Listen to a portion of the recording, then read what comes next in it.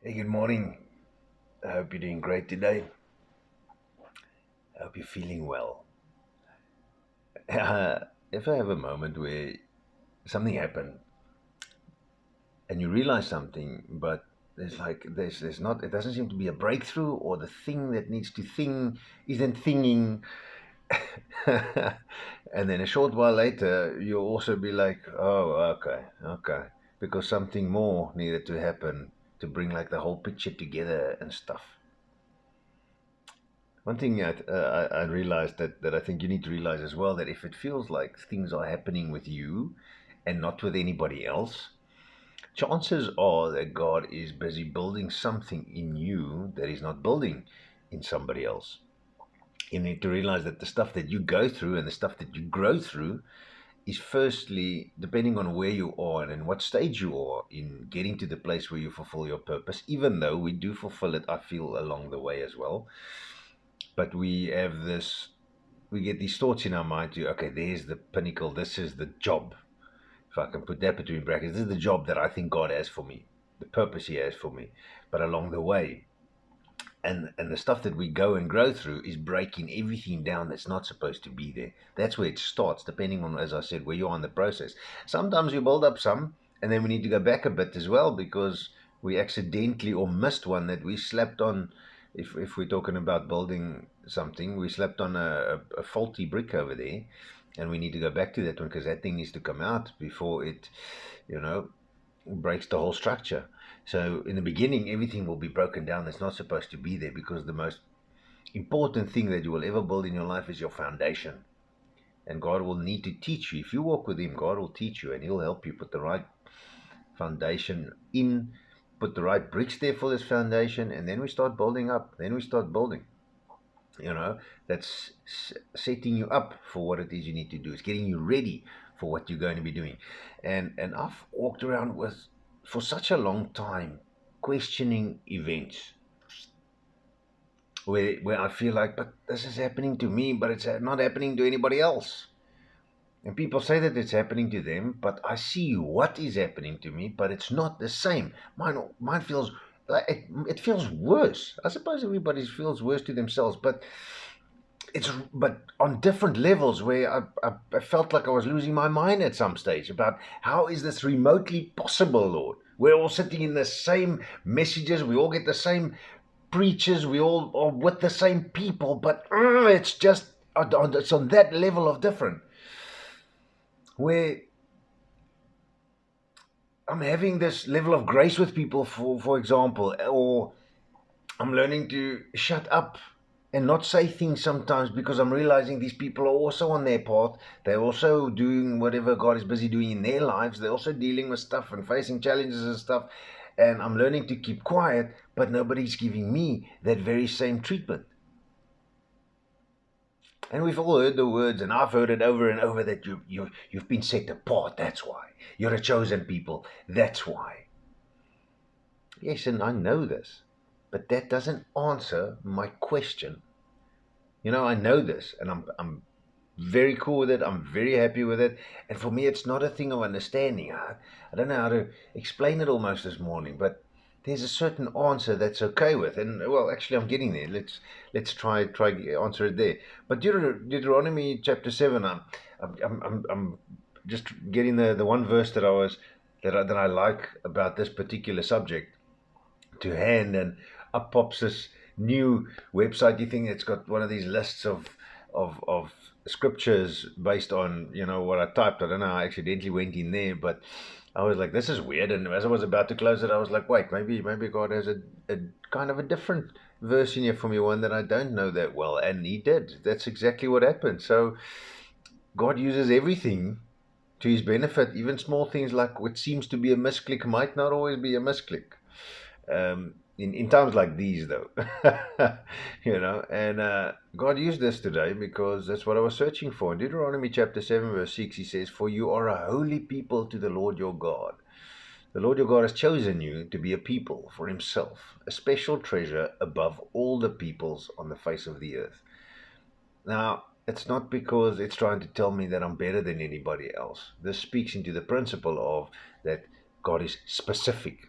He's chosen me for something specific. There's something He built and created me with all the abilities, skills, talents, everything that is in me, all my characteristics, the exact way that I am for a particular purpose. That's the separation here. That's the people for Himself here. That's why He needs me to do it, because He built me to do it, and nobody else can do it better than I can. The same way that whatever you are supposed to do, the exact thing that you're supposed to do, nobody's going to be able to do it better than you can, because it's your job.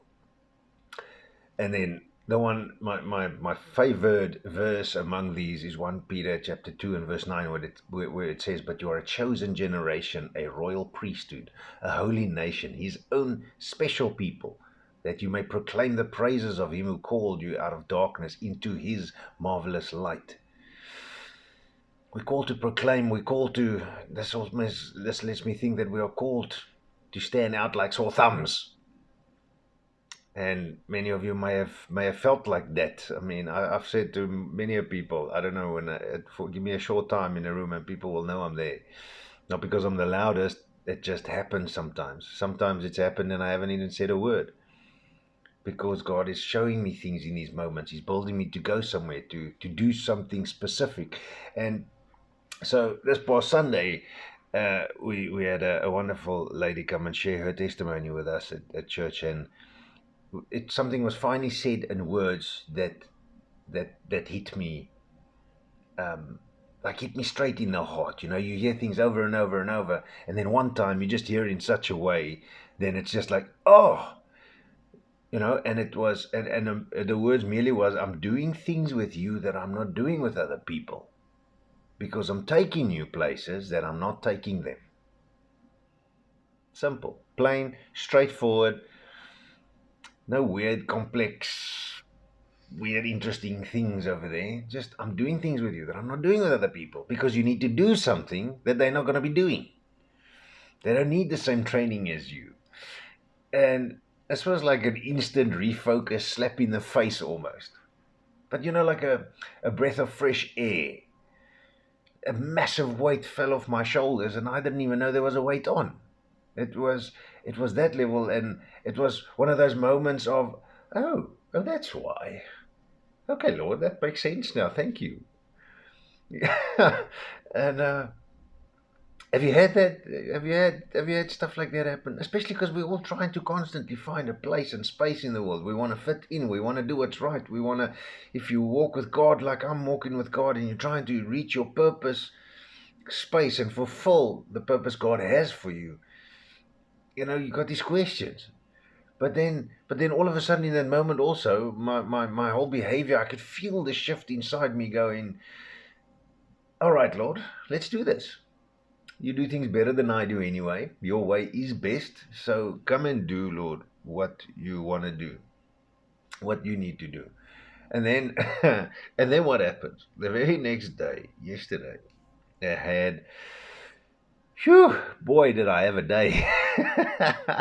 It was a day. It was a strange day. It was a weird day. The morning started weird. The message got interrupted. It ended off. The message that I was doing, it ended off in a way that I feel I don't normally end off. So everything around it felt interesting. At some point, yeah, I don't know. I felt a little bit out of my mind and whatever.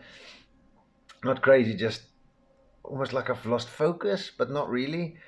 Then every client that I went to, I go to these clients and they all, I can see, but there's weird stuff happening at this client. What's going on right now? And at some clients, I hear some people say out loud, it's such a weird, strange day. Weird occurrences, weird things happening, weird.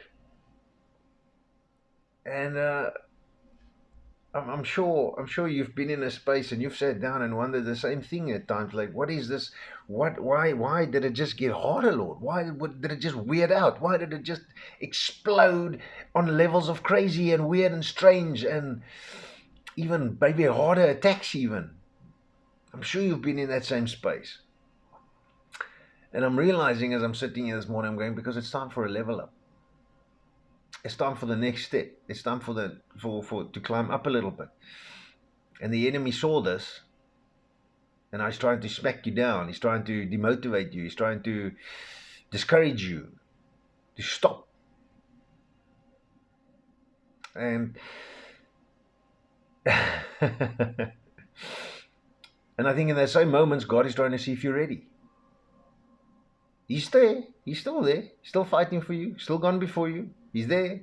But he's just waiting to see. He's checking to see if you're ready. The teacher is always silent during the test, because he needs to see if we are able to apply all these things that we keep telling ourselves, the things that we keep learning when we dive into the Word, reading books, listening to sermons, praising and worshiping, spending time with the Lord.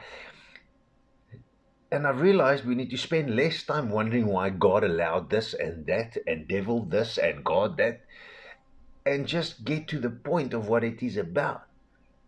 Start applying the things you've been learning. Take a moment and calm down. A key thing I actually learned yesterday is take a moment. And once you've taken your moment, you take another moment. And if in you there's still maybe a little bit of nervousness, or you're anxious or whatever, something like that, but you know it's something that needs to be said, and something that needs to be said to someone somewhere, for argument's sake. If that's still around, take another moment. And if it's still not ready, take another moment. Take a moment until your complete in control thoughts come back to you. And it just speaks to, don't operate too harshly under emotion. In fact, don't operate under emotion at all, really, because we tend to lash out and stuff like that in times like that, and it's not from a healthy space. So take another moment. You've been set apart for these things. Take a moment. And I just want to say to you this morning that God is always with you, my friend. He's fighting for you. He's fighting with you. He's gone before you. He's prepared the way. He's prepared the table. We have to walk there. We have to go there. He's done what he does what he does. He's done what he has done, and he's going to do what he needs to do. But we need to walk there. We need to go there.